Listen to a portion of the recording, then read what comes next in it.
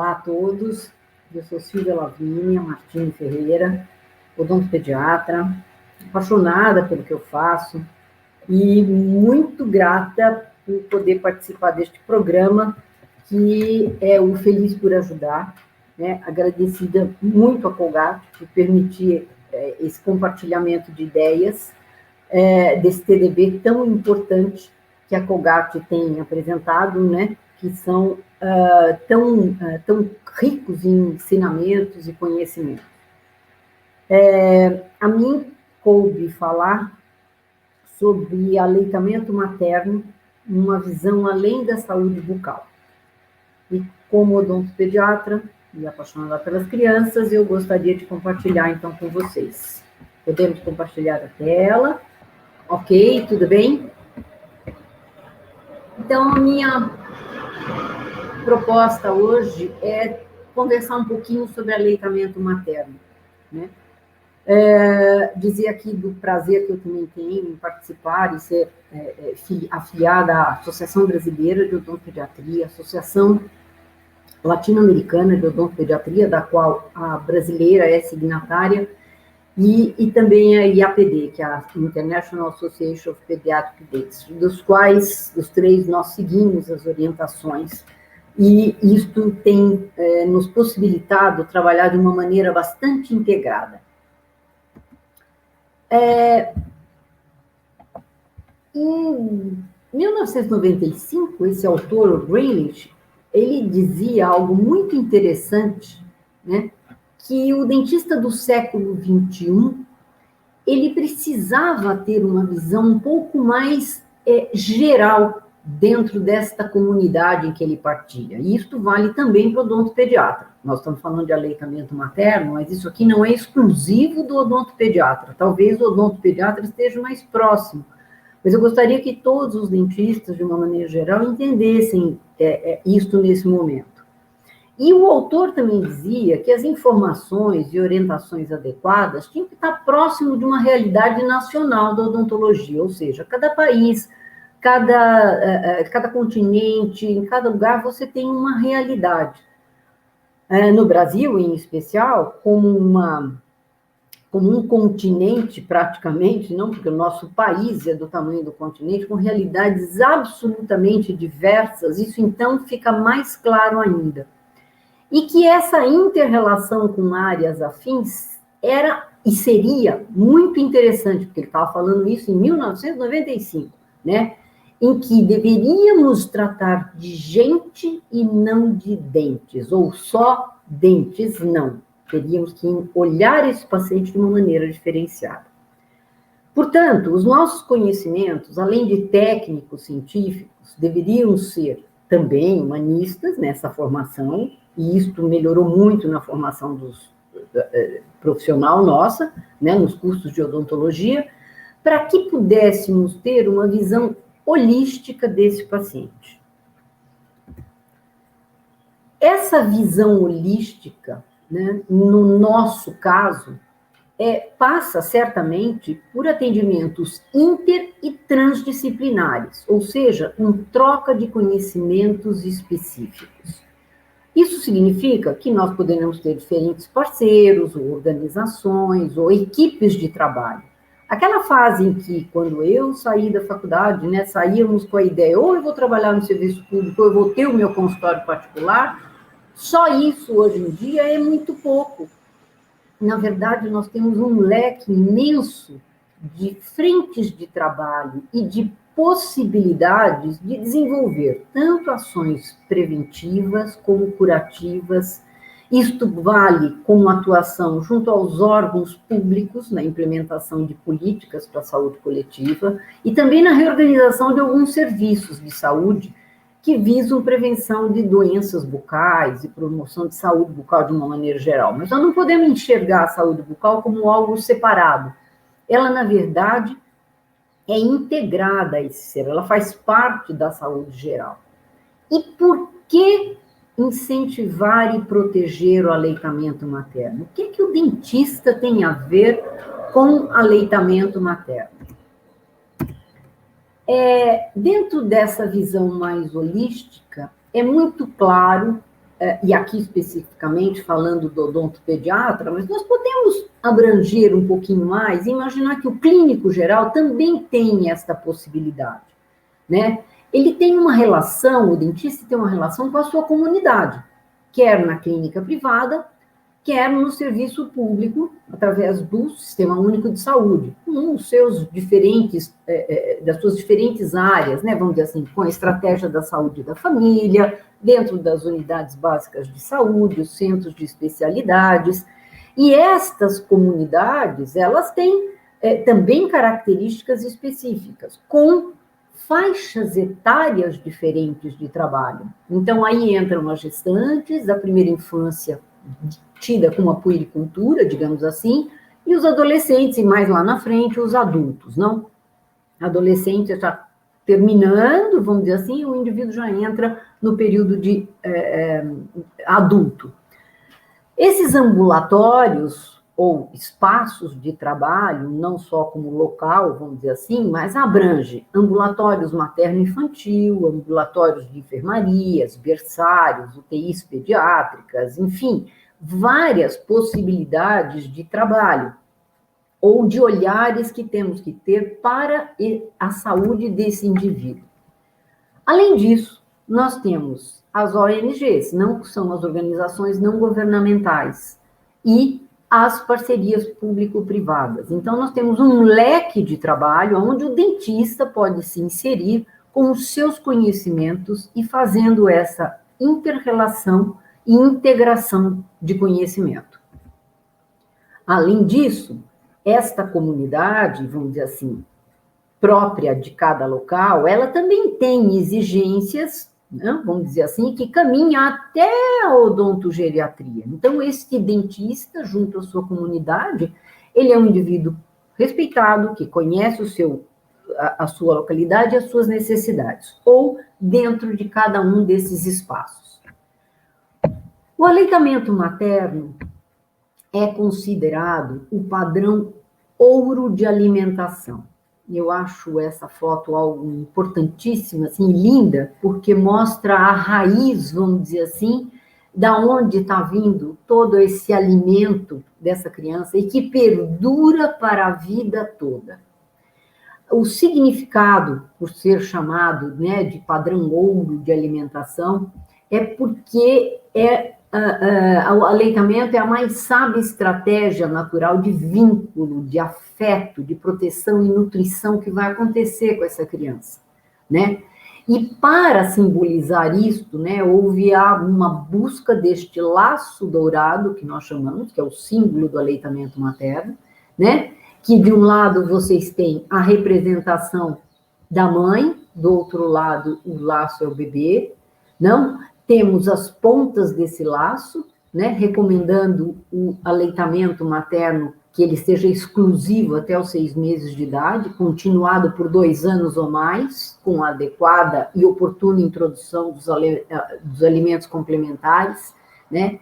Este laço, ele é simétrico, mãe e criança são ambos vitais para o sucesso da amamentação, igualmente necessários, né?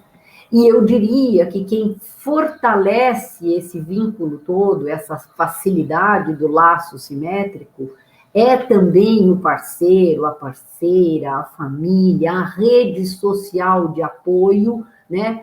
Que sem ela não haveria esse laço. Então, vamos entender o aleitamento materno como um laço de afeto que perdura e apoia e vai favorecer a saúde dessa criança, não só da criança, da mãe também.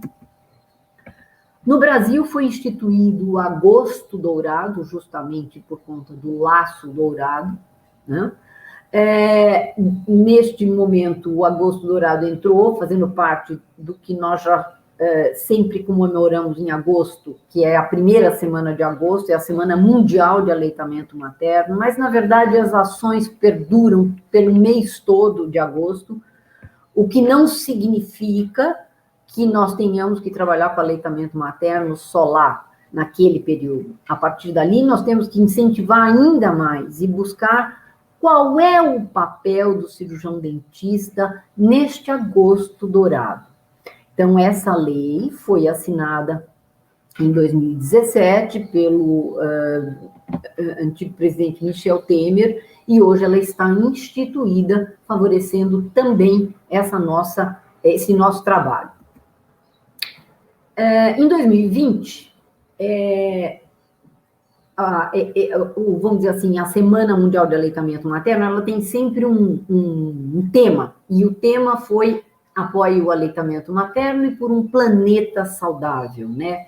Então, apoiar o aleitamento materno significa também apoiar o planeta, apoiar uma série de ações que favoreçam a melhoria de saúde, não só do bebê e da mãe, mas do planeta como um todo, da Mãe Terra, da qual todos nós nos alimentamos. O professor Luciano Borges Santiago, que é o presidente do Departamento Científico de Aleitamento Materno da Sociedade Brasileira de Pediatria, fez uma colocação muito interessante, né, que amamentar em 2020 é cuidar triplamente. Então, todas as entidades apoiam e já vêm apoiando cada vez mais, todas as sociedades fortes, vamos dizer, de pediatria, tanto a brasileira como a Sociedade de Pediatria de São Paulo, e também a Associação Brasileira de Odontopediatria, que vem apoiando o aleitamento materno. Como estratégia dentro da Associação Brasileira de Odontopediatria, né, desde 2014, num congresso imenso que ocorreu aqui no Brasil, um congresso latino-americano, nós já firmamos um manifesto em apoio ao aleitamento materno.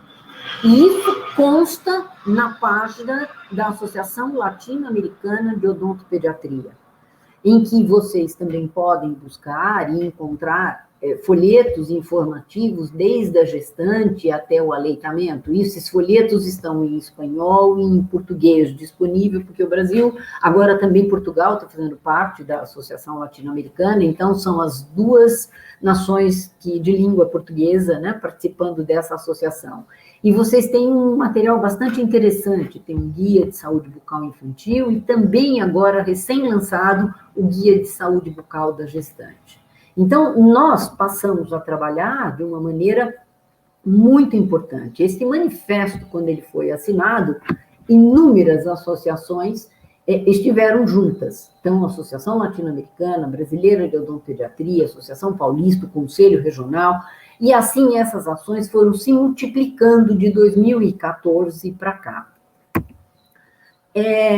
Há um trabalho extremamente interessante de uma colega que estuda aleitamento materno e recentemente defendeu uma tese sobre inserção do cirurgião dentista na promoção de aleitamento materno e a alimentação complementar, da formação à prática. E ela diz que a ideia da tese de doutorado, né, apareceu por conta desse desconforto, desse incômodo, né, de uma inquietação que havia, né, na inserção do cirurgião, né, porque a graduação fala um pouco de aleitamento, mas não fala tanto. E o cirurgião dentista realmente está inserido nas ações de promoção de aleitamento materno e alimentação complementar?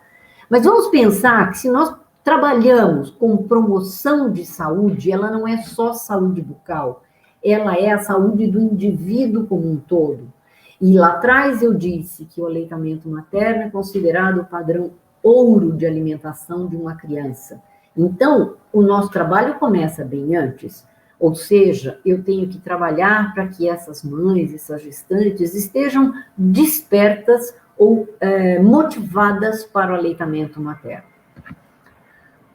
As taxas de aleitamento materno são muito baixas, né? No Brasil, ela está mais ou menos em torno de 41%, mas está à frente dos Estados Unidos, do Reino Unido e da China. Né? Há um dobro de taxa de aleitamento materno exclusivo até os 6 meses e 12 meses de vida, quando comparado a esses países. Ou seja, lá é muito pior do que aqui.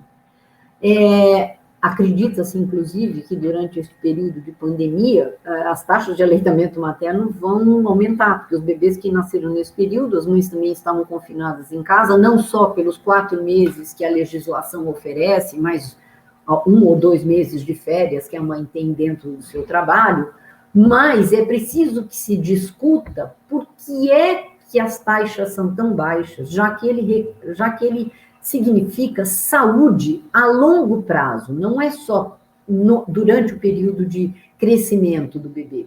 Então, vocês veem que aqui é uma foto que me deixou bastante sensibilizada, é uma atriz no set de filmagem ou de trabalho aleitando seu filho.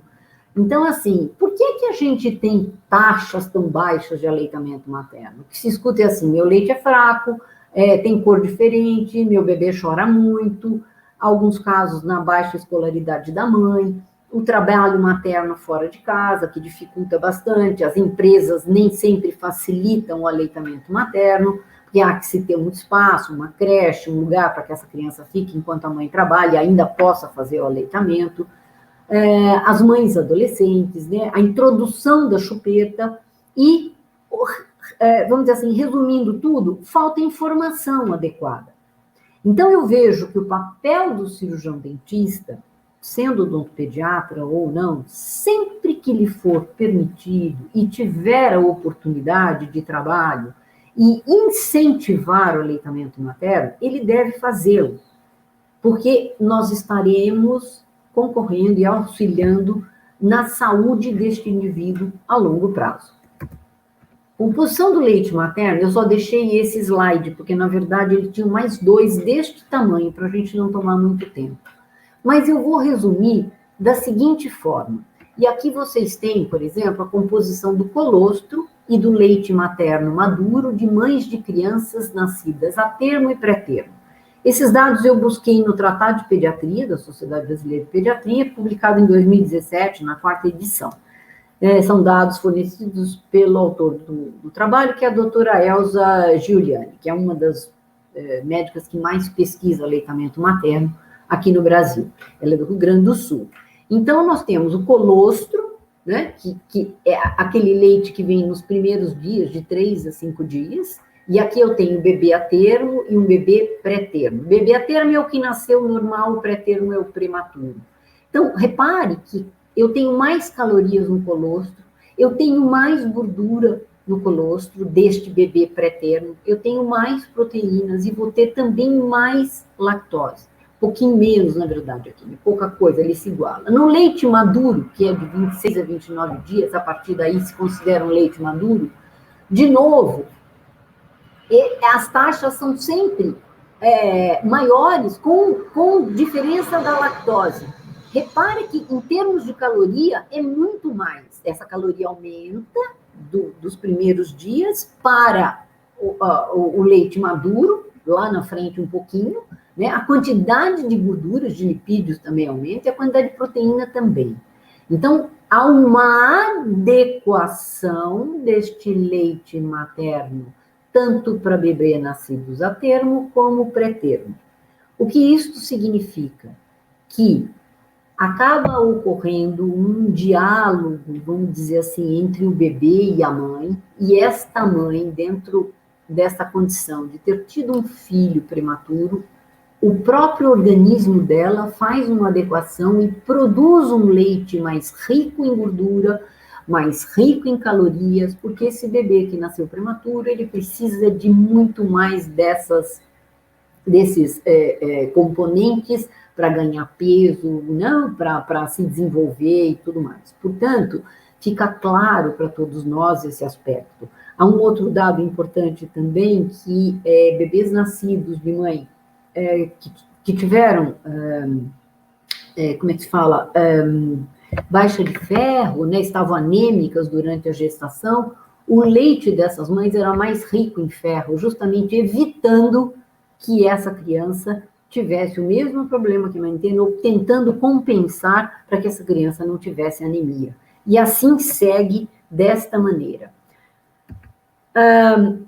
Sim, e ainda em termos de pandemia, né, a gente pode dizer o seguinte, estando a mãe controlada, mesmo tendo dado à luz, contraído o Covid, se ela cumprir os protocolos sanitários, ela pode fazer o aleitamento materno, inclusive porque ela já tem anticorpos para a Covid e ela vai passar para o seu bebê. Isso é muito importante, né? Então, veja que há uma adequação para as necessidades em que o indivíduo nasce. Esse aleitamento materno deve ser exclusivo até os 6 meses de idade, o que muitas vezes é muito difícil aqui no Brasil. Por isso que é importante o apoio que se dê a essa mãe, a essa família, para que o leite materno seja oferecido por maior tempo possível. E que tenhamos legislação, vamos dizer assim, que auxilie nesse sentido.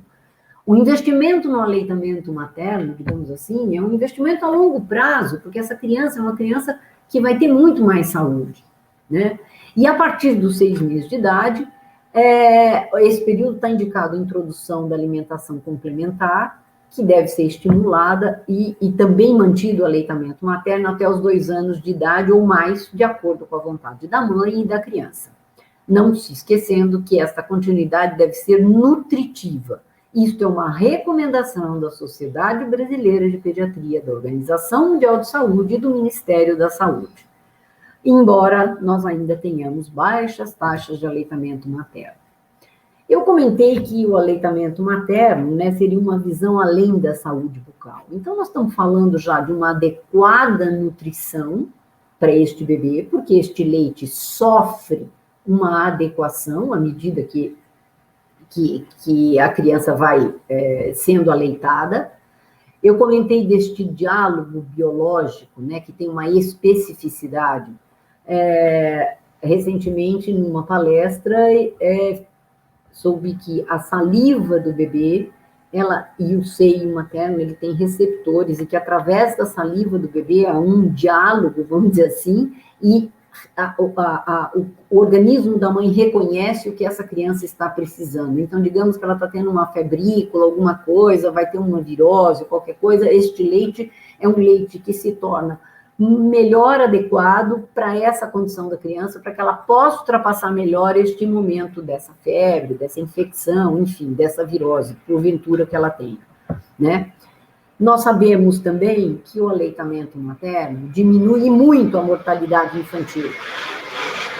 Porque, há uns anos atrás, nós tínhamos, entre outras coisas, aqui no Brasil, muitas crianças que morriam de diarreia, porque iam direto para as fórmulas e convenhamos, uma lata de leite custa muito caro, as mães entendiam que para fazer render essa lata, elas deveriam diluir este leite. Esta água nem sempre era fervida ou adequada e as crianças acabavam se contaminando e tendo diarreia. Então, um índice muito alto de mortalidade infantil foi detectado há uns anos atrás, né? A gente ainda consegue encontrar isso em algumas populações quando não são devidamente orientadas.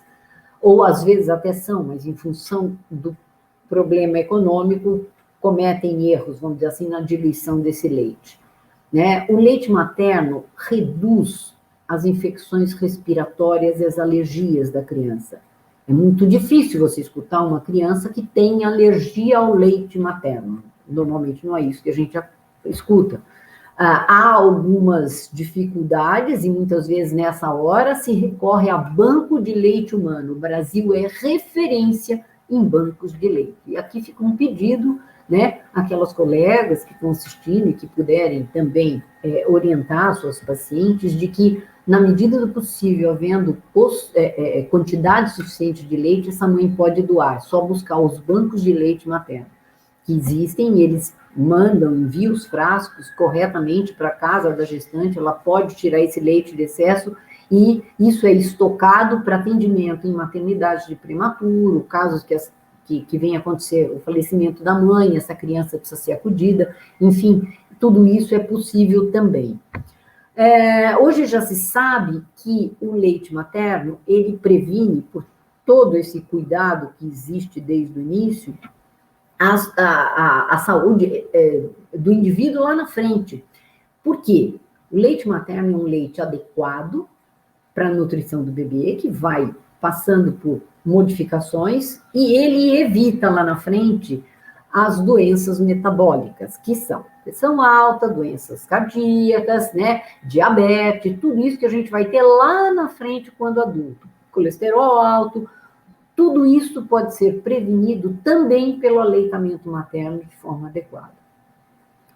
Há um dado muito interessante no fortalecimento do vínculo afetivo entre a mãe e o filho. Isso já está provado, e inclusive se tem pesquisas nesse sentido, em que há uma diminuição da violência contra essa criança quando a mãe faz o aleitamento materno, porque ela também estabelece um vínculo maior com essa criança. Então, é muito mais difícil que haja, vamos dizer assim, ações de violência contra este bebê, e há uma proteção maior, como aquela mãe mesmo que coloca seu filho, né, debaixo da asa, como uma galinha, né, uma leoa protegendo o seu filho. Né, esse fortalecimento é muito importante. O que repercute na formação dessa criança do ponto de vista psicológico, de segurança, de afeto, isso é muito importante, para que também ele não se torne um indivíduo violento lá na frente. Nós sabemos também que há um melhor desenvolvimento cognitivo dessa criança, porque o cérebro também é trabalhado durante o período de aleitamento. Ora, essa mãe coloca essa criança no seio do lado direito, e ela tem um olhar para a mãe, um olhar, recebe a luz de uma maneira. Quando ela é colocada no seio oposto, ela vai trabalhar o outro lado do cérebro também. Fora isto, ela tem, no leite materno, a composição do leite materno favorece a formação de uma quantidade maior de conexões neuronais, vamos dizer assim, porque não tem um período em que se cresça tanto como esses primeiros 6 meses, em que o bebê praticamente dobra de peso, né, ou mais até, e este leite é rico em elementos que favorecem toda a massa cefálica, toda a parte neuronal dessas crianças. Esses benefícios neurocomportamentais são importantíssimos ao longo da vida. E se nós pararmos para pensar que eu vou ter aqui uma economia para a família, nós falamos tanto em país de terceiro mundo, vivemos numa pobreza, temos uma série de dificuldades. Este leite, além do que, ele é uma economia para a família, para a sociedade, para as empresas que deveriam olhar melhor para essas mães e favorecer o aleitamento materno, e para o SUS, porque nós teríamos uma quantidade muito menor de doenças a partir de todas essas vantagens que nós estamos vendo. Né? Estudos do professor Victor e colaboradores de 2016 mostram como a proteção e a promoção de apoio ao aleitamento, à amamentação, são essenciais para que a gente alcance esses objetivos sustentáveis, né, até 2030. Isso foi um trabalho importantíssimo. O professor Victor já foi mencionado e lembrado, até indicado como prêmio Nobel, vamos dizer assim, diante dos seus estudos, que são estudos importantíssimos, e a amamentação é claramente relevante, não só para a saúde materna e infantil, mas também para essas doenças não transmissíveis, como câncer de mama, diabetes, sobrepeso e obesidade. Isso hoje é importantíssimo, né? Porque estamos vivendo uma época em que o sobrepeso e a obesidade têm chegado, inclusive, às crianças. E isso poderia ser evitado. Claro que não adianta só fazer o aleitamento correto e fazer uma introdução alimentar inadequada, mas a gente sabe a proteção que isso dá para o indivíduo. Não tenhamos dúvida que é uma nutrição infantil para lá de adequada, né? O efeito da amamentação na inteligência e no capital humano também é interessante, quando ele é bastante relevante nos estudos que ele fez, e ele chegou a essa conclusão, para a educação, para a diminuição da pobreza e para o crescimento econômico inclusive. Por quê? Porque também ele conseguiu provar ao longo dos muitos estudos que ele tem, de mais de 20 anos, que esses indivíduos acabam se tornando indivíduos mais inteligentes. Eu comentei com vocês de todo o preparo que o cérebro acaba passando quando faz o aleitamento materno e da quantidade de nutrientes importantes para o desenvolvimento desse indivíduo. Né? Com isso, nós conseguiríamos também reduzir as desigualdades, né? Porque a amamentação pode contribuir para isso. Né? Tem leite fraco? Não tem leite fraco. Ele passa por modificações durante o período da mamada. No começo ele é mais ralo, mais líquido, começo da mamada. mais rico em gordura na metade da mamada e continua e vai fazendo uma adequação. Então, muitas mulheres acabam acreditando que o leite é fraco, o leite não sustenta, muitas vezes porque são mal orientadas até como aleitar os seus filhos. Para nós, isso entra como qualidade de vida. O que eu tenho que fazer como dentista? Eu tenho que atuar no período mais importante das nossas vidas. Isso fica muito na mão dos odontopediatras, mas eu não gosto que isso fique exclusivamente na mão de odontopediatra. Acho que todos nós devemos pensar como alguém que trabalha na área da saúde. O que são os 1000 dias? Os 270 dias da gestação, o primeiro ano e o segundo ano de vida das crianças. É o período mais importante de formação de um indivíduo. E aí, então, nós temos um período muito importante, né, que é o pré-natal odontológico.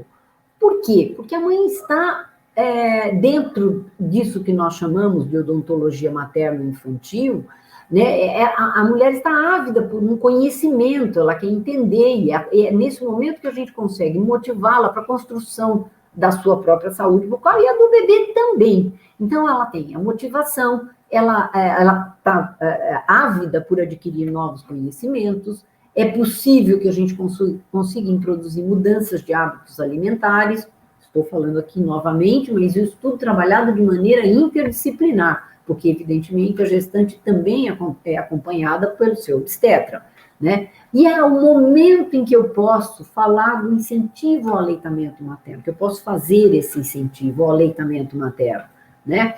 Então, eu vou motivá-la, eu vou orientá-la e, pelo menos, alertá-la que ela pode começar a se preparar para o aleitamento materno. E ela vai querer saber o que é que ela tem que fazer. Então, nessa hora, trabalhamos de maneira integrada, né? Esse aleitamento materno é muito importante nesse impacto aí que vai ter nos 1000 dias, né? E a gente sabe que a gestante já passa por uma série de cuidados. Então, hoje, uma das coisas que mais tem afetado e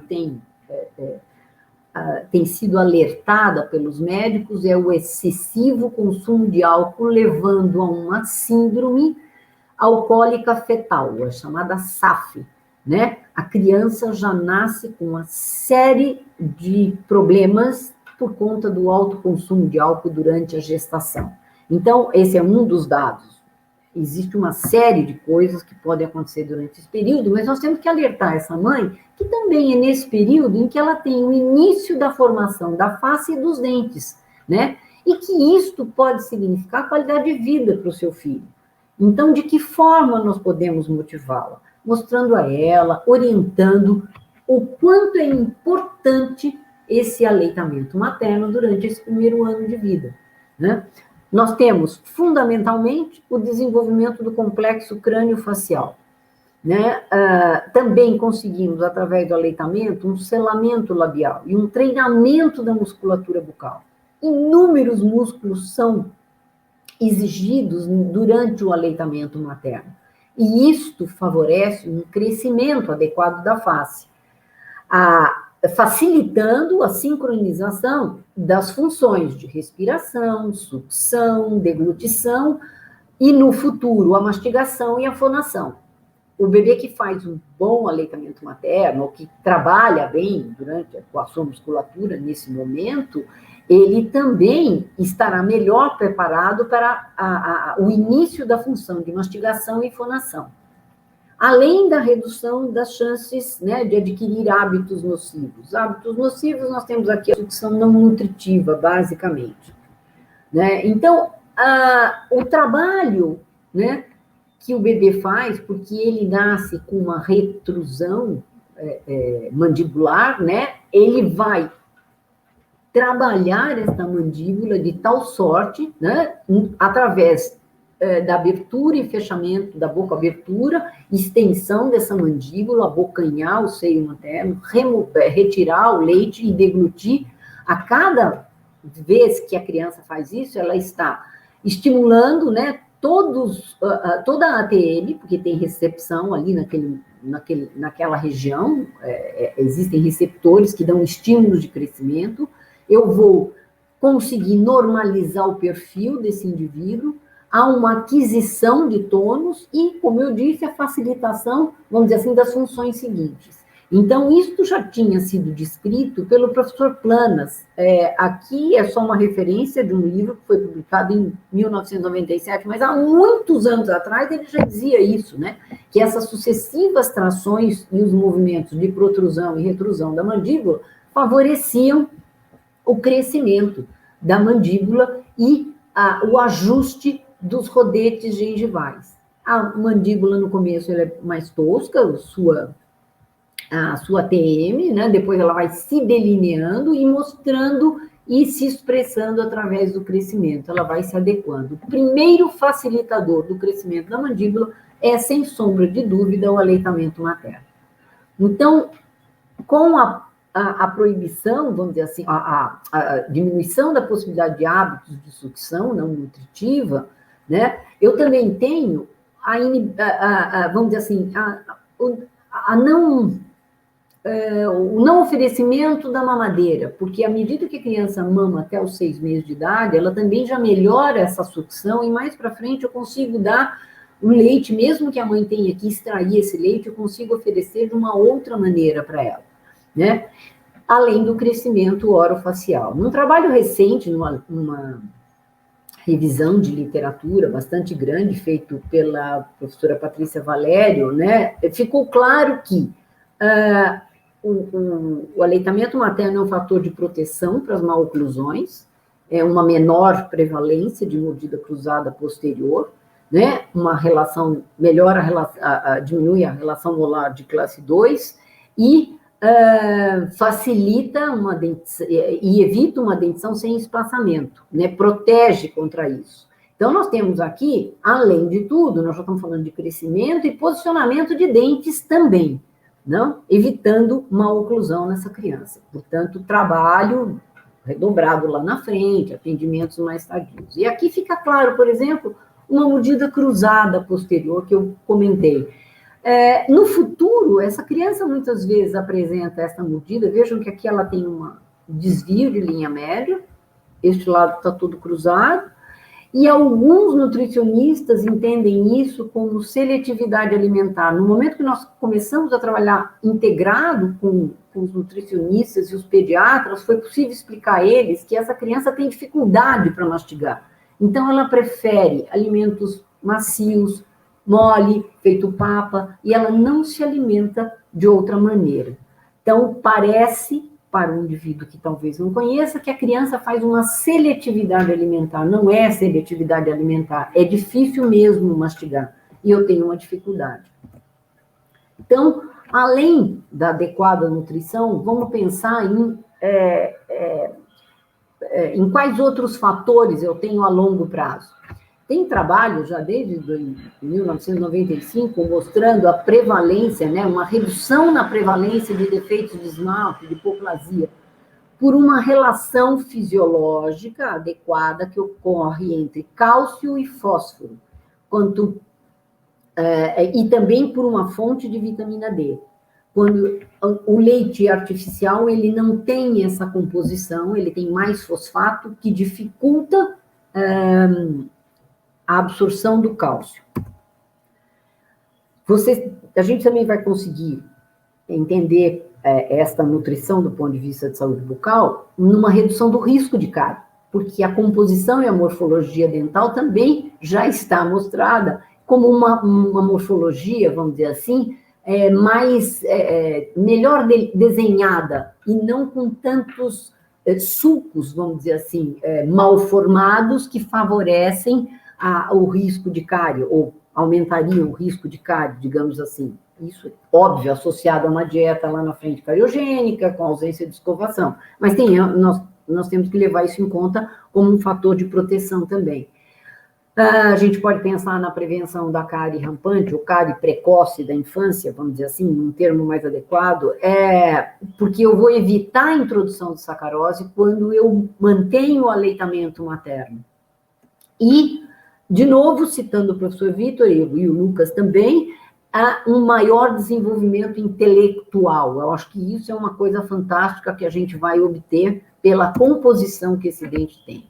Lembrando aqui que em trabalhos já bem antigos, né, publicados lá em 1946, os autores já diziam que este conhecimento obtido, né, pelo uso do dente como indicador biológico deve ser valioso, não só para o odontopediatra, para o ortodontista e para o pediatra. Então, assim, comentando nessa altura, né, a calcificação, o padrão de calcificação desses dentes.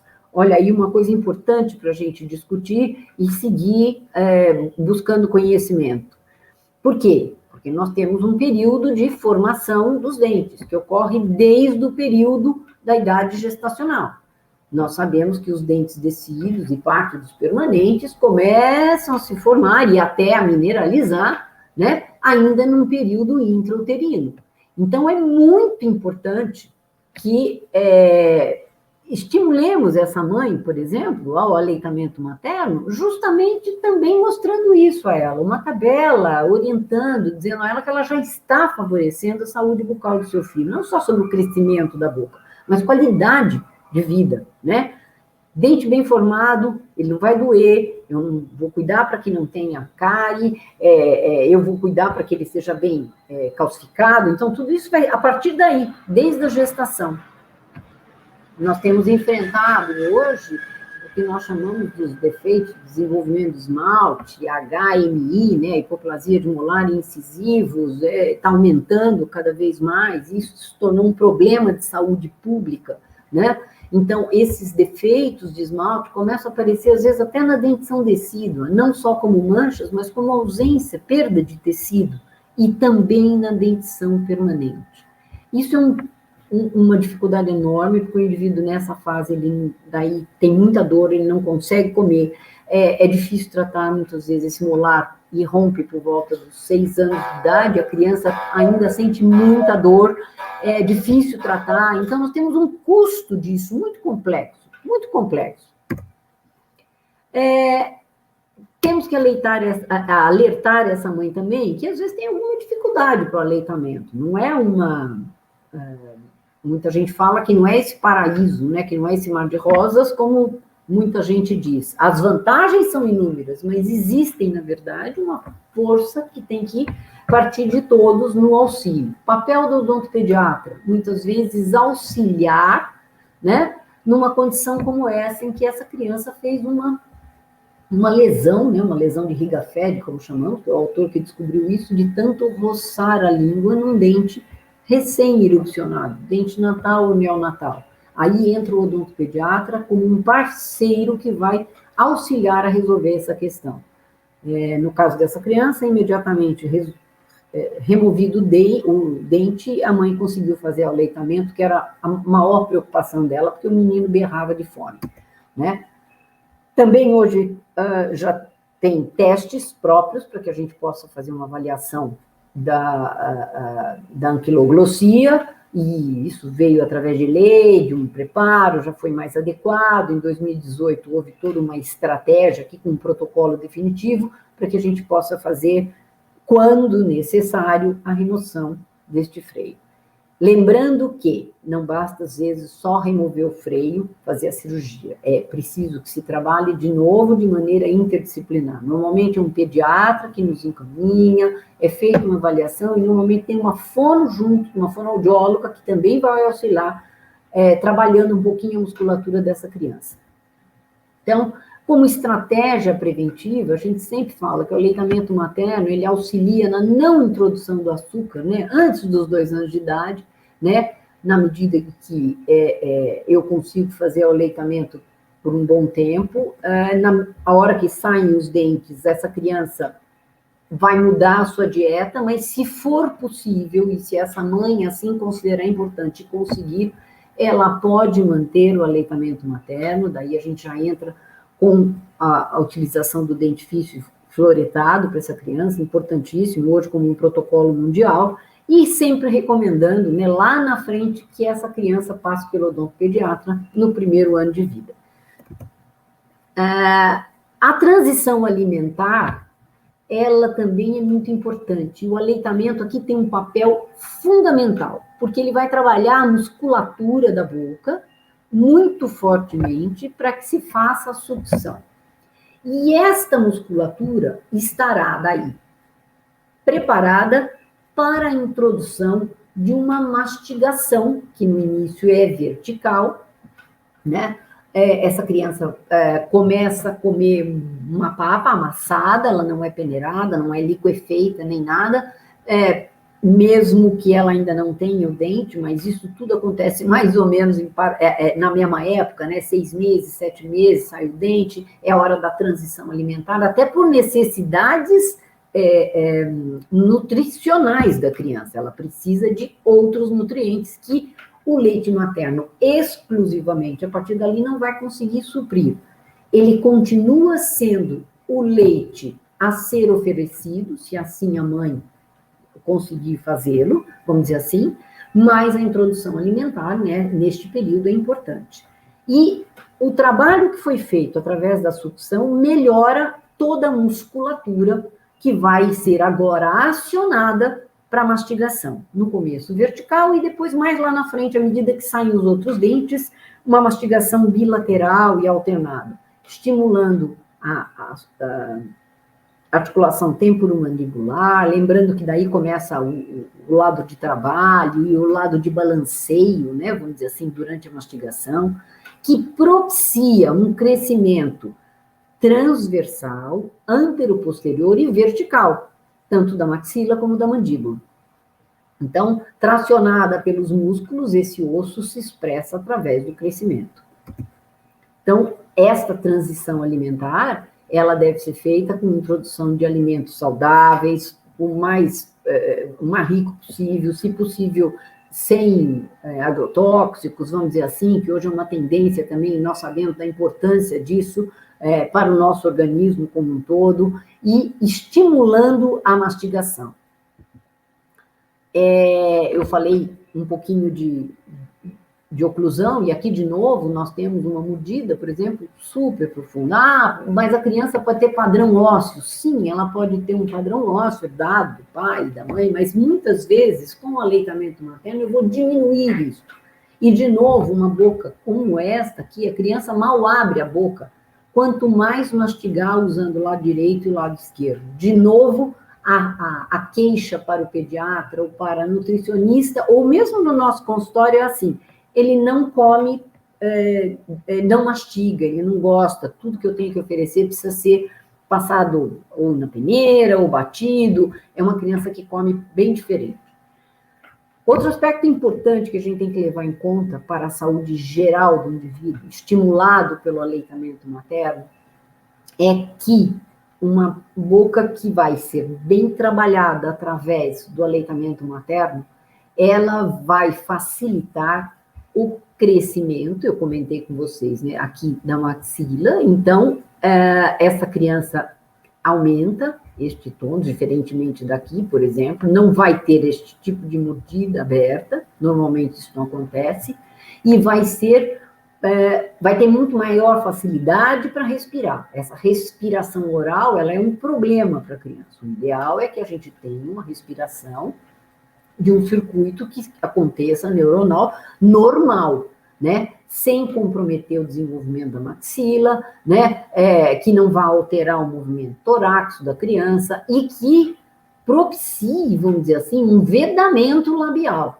Então, já estamos alertando há algum tempo, existe um grupo de saúde oral dentro da Sociedade de Pediatria de São Paulo, que já vem alertando, e trabalhamos junto com o departamento de otorrino nesse sentido, de melhorar essa condição, porque a partir de uma mordida aberta, vamos dizer assim, com a introdução da mamadeira, da chupeta, hábito de sucção não nutritivo, digamos assim, essa criança pode respirar muito mal, e isso vai trazer inúmeros problemas para ela, não só do ponto de vista crânio-facial, vamos dizer assim, de saúde bucal, mas de saúde geral.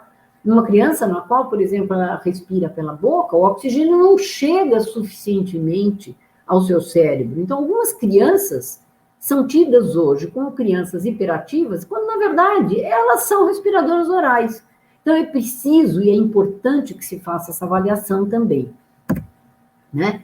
Então, neste segundo ano de vida, que a gente falou dos 1000 dias, é importante a gente tomar cuidado com esses hábitos, não não permitir que isso vá muito distante, usar os utensílios de transição que seja mais fácil para a criança, não introduzir açúcar, não, aqui no caso era mel, para que essa criança não venha ter uma situação como essa, então, lesões de cárie numa tenra idade sem necessidade.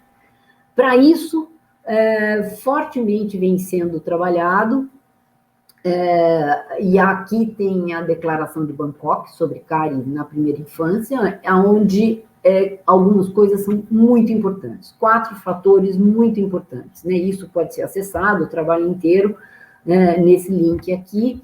Então, ou seja, conscientizar sobre a cárie na primeira infância, limitar o consumo de açúcar, porque isso a gente consegue através do aleitamento e também organizando esse aleitamento, orientando a mãe.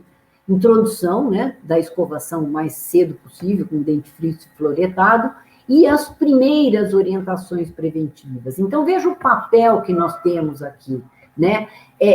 Eu preciso fazer essas orientações preventivas sobre aleitamento materno muito antes dessa mãe começar a aleitar, inclusive estimulando a ela para que ela converse com o seu médico, com o seu obstetra, né? Eu tenho condições de fazer aleitamento materno, prima gesta, por exemplo, o que eu preciso? Preciso preparar melhor o meu seio para que isso aconteça? Muitas vezes tem que haver essa orientação, não é tão simples assim, mas ela precisa ser alertada. Então, a ausência de informação dela pode levar a um problema muito maior. Este é o papel que nós, como profissionais de saúde, temos que fazer.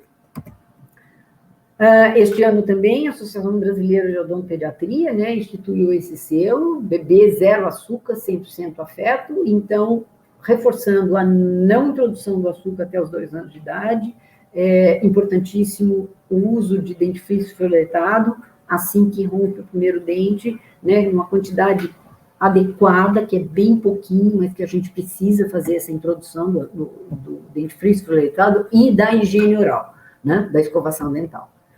Porque as repercussões da cárie são muito sérias.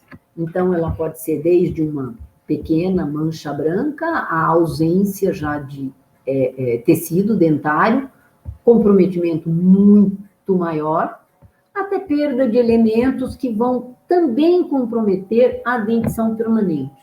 Então, veja, tudo que nós pudermos fazer para evitar isso está na nossa mão. Posso conversar isso com quem?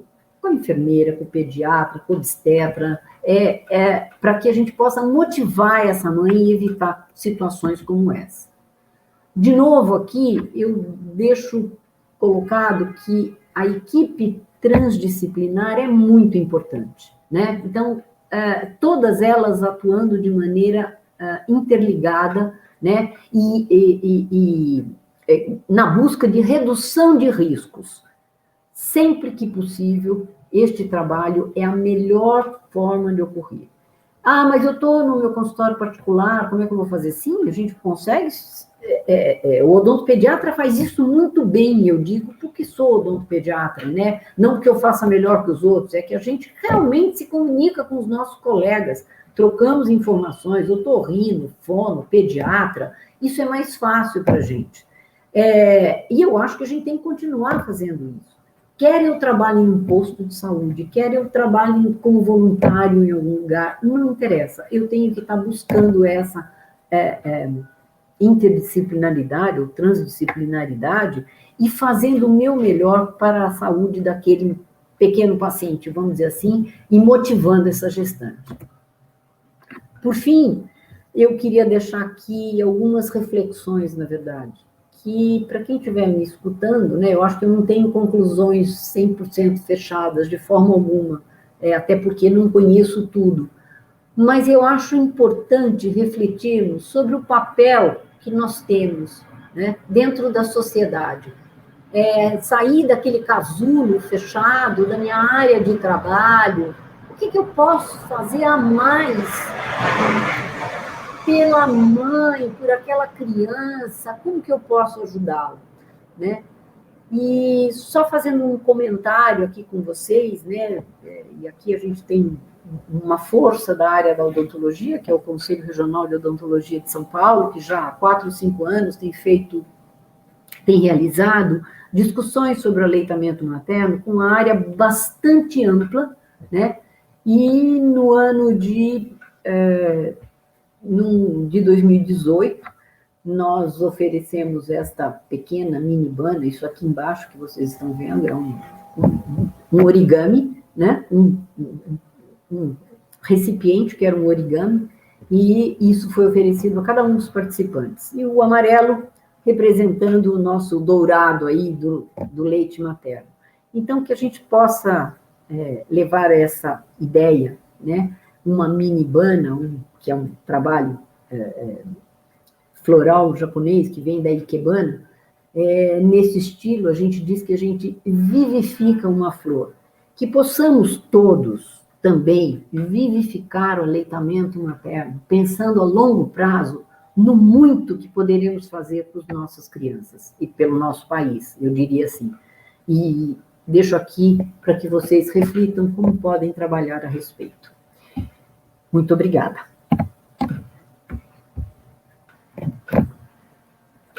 Me solicitaram que eu respondesse aqui algumas perguntas, né? De 0 a 10. Eu acho que o brasileiro é bastante aberto à solidariedade, né? E ele tem, sim, uma predisposição a ajudar o próximo. O que ficou muito claro durante esse período de pandemia, mais do que nunca, né? E acho que até estimulamos isso, que possamos continuar fazendo dessa maneira. Eu acho que o brasileiro está ali nos 8,5, 9, vamos dizer assim. Nós assistimos coisas fantásticas dentro dessa solidariedade.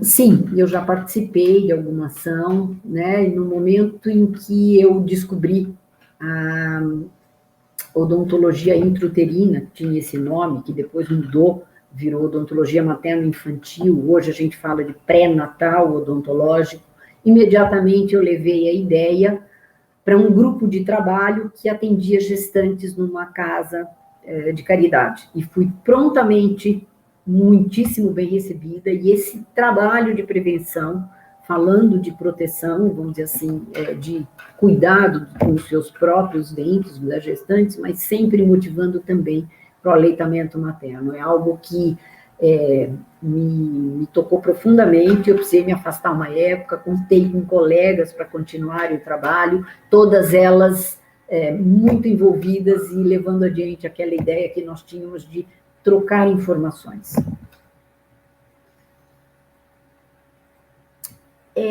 Essas emoções e sentimentos que sentimos é uma coisa, assim, fantástica, né? Na medida em que a gente passa por isso. Eu acho que ganhamos muito mais nós do que eles, né? E quando você tem um retorno importante, positivo, de uma mãe qualquer, de uma gestante, isso então não tem preço.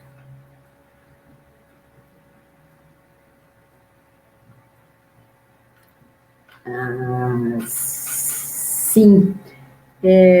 Também ainda com o aleitamento materno, eu vou ficar nesse aspecto, porque foi algo que, por coincidência, me lembrei hoje, né? Eu viajando uma vez numa ilha ao sul de Salvador, uma ilha pequena, eu vou muitas vezes para lá, e uma das vezes os nossos amigos de lá falaram, olha, felizmente agora temos um dentista aqui, vou te apresentar, tá? E nós estávamos viajando em muitas dentistas, éramos amigas trabalhando, viajando, e conversando com o colega, ele falou, olha, eu estou com um problema aqui, porque eu sou da estratégia de saúde da família, e eu não tenho médico para atender ninguém aqui, e acredito, comecei a conversar com ele, contar o que fazia, que eu era odontopediatra, ele falou, uma das coisas que me preocupa aqui é que as mães, na verdade, atualmente, elas não estão querendo mais fazer aleitamento materno. Eu falei, como assim? Ela falou, as agentes de saúde têm tido muita dificuldade e tudo. Eu falei, mas nós precisamos bater um papo com elas. Como assim? Vamos trabalhar, vamos fazer alguma coisa. Ele falou, você está disposta a dar aula? Eu falei, sim, não tenho material nenhum, mas a gente reúne o pessoal e vai falar. E foi uma das coisas que mais me emocionou na vida, porque eu estava falando para agentes de saúde num espaço reduzido, que era um espaço que agregava pessoas que faziam essas ações, vamos dizer assim, aonde eles começaram a se organizar dentro daquela ilha, buscando sempre algo melhor para a sua população. É uma região que também tem até alguns quilombolas, E eu sempre me intrigou, porque existia uma biblioteca ali que foi formada com muito cuidado, né? E a biblioteca chamava-se Edite da Vida. E eu falei, por que esse nome, né? Eu quis saber. Ele falou, é o nome da parteira mais antiga daqui da ilha. É? Eu falei, que interessante. E eis que, não sei quando, alguém, quando eu termino de ministrar as minhas informações, compartilhar conhecimento com as agentes de saúde, a dona Edith estava assistindo a minha palestra. Então, isso para mim foi um motivo, assim, de muito orgulho, né, de emoção, e saber que ela estava lá, e ela que dava vida, e eu estava, naquele momento, cumprindo um pouquinho do meu papel, como alguém que conhecia um pouquinho de saúde, né? Com a sabedoria dela, ela dava vida. E eu ali trazendo um pouquinho daquilo que eu tinha aprendido e compartilhado. Isso foi uma das emoções, assim, uma das coisas mais importantes que eu vivi.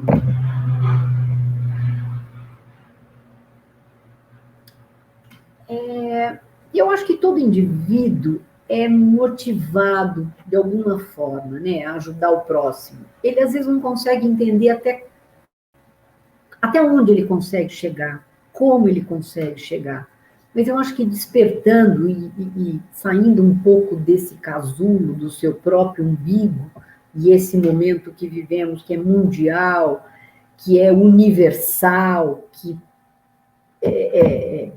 transcendeu a tudo, tocou a cada um de uma maneira diferente. Os grupos que nós temos, desde Facebook, de WhatsApp, ou seja lá o que for, as pessoas se mobilizando e se movimentando para auxiliar ao seu próximo, né? Eu acho que aquele que ainda não está motivado, ele precisa de um empurrãozinho. Quem sabe a gente conversando com um jeitinho, ele vai entender que ele é muito importante nessa cadeia também. Nossa, quantas vezes eu fui ajudada? Inúmeras. Como eu me senti, puxa vida, muito feliz. E pude expressar a minha gratidão. Gratidão eterna por algumas coisas que aconteceram, que foram muito importantes. Então, eu acho que ao ser ajudada, né, a pessoa não só me auxiliou naquele momento, mas ela me auxiliou a rever alguns conceitos que eu também tinha nas minhas relações humanas, principalmente quando aquilo aconteceu de uma maneira espontânea, e foram muitas vezes. Sou muito grata a elas e a Deus. Muitíssimo obrigada. Foi um prazer conversar com vocês, eu estou me sentindo muito emocionada, poder deixar aqui alguma coisa daquilo que eu conheço, e saber que este feliz por ajudar vai seguir adiante, e que a gente vai poder mostrar, vamos dizer assim, motivar outras pessoas. Agradeço muitíssimo a Colgate, ao projeto, né, Feliz por Ajudar, que me proporcionou esse espaço aqui agora para poder discutir com vocês.